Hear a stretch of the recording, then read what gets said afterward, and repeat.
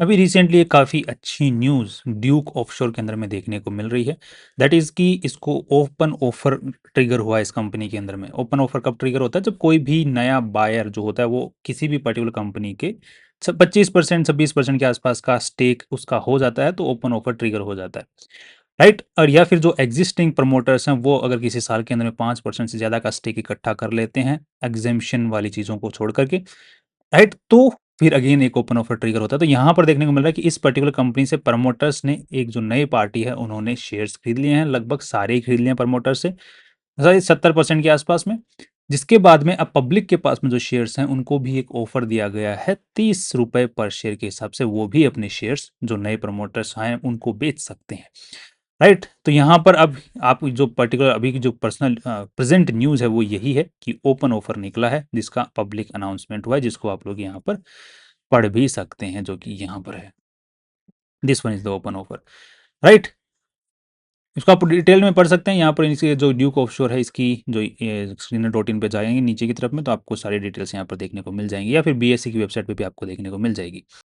अब मेन बात ये आती है कि कंपनी का जो ओपन ऑफर का जो अनाउंसमेंट है वो यहाँ पर देखने को मिला था 11 तारीख को शाम को 5:30 बजे, राइट? बट हम अगर स्टॉक प्राइस को ऊपर जाके चेक करने की कोशिश करते हैं यहाँ पर, तो यहाँ पर हमें एक चीज़ देखने को मिलती है कि कंपनी का अपर सर्किट पे टच हो गया, स्टॉक ऑलरेडी अपर सर्किट पे चला गया, जो कि था यहाँ पर आपको देखने को मिल रहा है 10 जून को ही, लगभग 3 बजे के आसपास में अपर सर्किट पे चला गया। फिर 11 जून को अपर सर्किट पे ही था पूरे के पूरे दिन, और 12 जून को तो फिर अपर सर्किट पे रहना था, बिकॉज 11 जून को शाम को 5:30 बजे न्यूज़ आ गई, अनाउंसमेंट हो गई बीएससी की वेबसाइट के ऊपर में। तो बट 2 दिन पहले किसको पता था, राइट? तो वो इनसाइडर ट्रेडिंग का पार्ट होता है, राइट? किसको पता होगा इनसाइडर ट्रेडिंग क्या होती है? मतलब जिनको पहले से न्यूज़ का पता हो कि भाई ऐसी न्यूज़ आने वाली है जिसके बाद में स्टॉक भागेगा। अब ये बहुत अच्छी न्यूज़ है, इसकी वजह से स्टॉक तो भागना ही है, बिकॉज कोई बायर है जिसने 30 रुपए के ऊपर में आपसे बाय बैक करने के लिए तैयार है, ओपन ऑफर दे रहा है, राइट? तो कोई बोल 17-18 के ऊपर में कोई शेयर पड़ा मिले तो आप तो धड़ल्ले से सारा का सारा उठाने की कोशिश करोगे, तो वही यहाँ पर होने होता हुआ देखने को मिला। अब उसके बाद में पब्लिक भी पीछे पड़ गई है, तो अब तो खैर अपर सर्किट लगेंगे। अब ये जो है किसने दी है ओपन ऑफर? तो यहाँ पर एक्वायर का नाम है aspect global ventures private limited, और इसके पीछे जो मेन लोग हैं वो ये आप लोग यहाँ पर लिस्ट देख सकते हैं। ये इसको बाय कर चुके हैं और 70% के आसपास में ऑलरेडी उठा चुके हैं, मतलब एसपीए साइन हो चुका है तो उठा ही चुके हैं। अब 30% के आसपास में बचा है, वो पब्लिक से ओपन ऑफर दिया गया है। अब यहाँ पे क्या आपको शेयर मिले तो क्या आपको यहाँ पर ओपन ऑफर में पार्टिसिपेट करना चाहिए? पहली चीज़ तो अगर आपको मिल रहे हैं तो ऑब्वियसली करोगे ही, कहाँ दिक्कत है? अब ये कि कब तक इसका टाइमलाइन क्या रहेगा? तो अभी तो क्या है कि अनाउंसमेंट हुई है, अभी डिटेल्ड अनाउंसमेंट होगी विद इन 1 वीक, राइट? उसके विद इन 1 वीक जो है सेबी के पास में एक ड्राफ्ट साइन मतलब ड्राफ्ट भेजा जाएगा कि हम ऐसा ऐसा ओपन ऑफर निकाल रहे हैं। फिर सेबी की तरफ से अगर कोई क्वेश्चन मार्क होगा तो क्वेश्चन वगैरह पूछे जाएंगे इनसे, तो वो क्वेश्चंस का ये जवाब देगी कंपनी अगर कोई पूछे जाते हैं तो। और वो सेबी का टाइमलाइन होता है, वो लगभग 15 दिन से लेकर 1 महीने का टाइम वहाँ पे लग जाता है, कई बार ज़्यादा भी लग जाता है, बिकॉज ऑफ द क्वेश्चनियर्स आदान प्रदान होते रहते हैं। उसके बाद में फिर आता है लगभग बाद में कि अब आपको ओपन ऑफर की जो डिटेल्स होती हैं वो लेटर्स दिए जाते हैं, जो शेयर होल्डर्स होते हैं उनको लेटर्स दिए जाते हैं कि हाँ आप पार्टिसिपेट कर सकते हो ओपन ऑफर में। फिर उसके बाद में ऑफर खुलता है, उसका अनाउंसमेंट किया जाता है कि इस तारीख से इस तारीख के बीच में जो है आप अपने शेयर्स को टेंडर कर सकते हैं। तो ये जो पूरा प्रोसेस है इसमें कई बार 3, 4, 5, 6 महीने भी लग जाते हैं। तो अभी तो पहला चरण आया है, राइट? इसके बीच में जो स्टॉक है वो लगभग ऑलरेडी 30, कई बार तो क्या होता है कि इस पर्टिकुलर फेज के अंदर में स्टॉक प्राइस 40, 50, 60 पहुंच चुका होता है, राइट? एंड डिपेंड करता है, कई स्टॉक्स होते हैं उनका जो 30 रुपए के आसपास में शेयर प्राइस अगर, राइट, कि टेंड मतलब ओपन ऑफर 30 रुपए का निकला है और तो शेयर प्राइस है वो लगभग 26, 27 के आसपास में, 28 के आसपास में चलता रहता है जब तक वो ओपन ऑफर का क्लोज नहीं होता है। ऐसा भी देखा गया है, कई 100 पे पहुंच जाते हैं, ऐसा भी देखा गया है।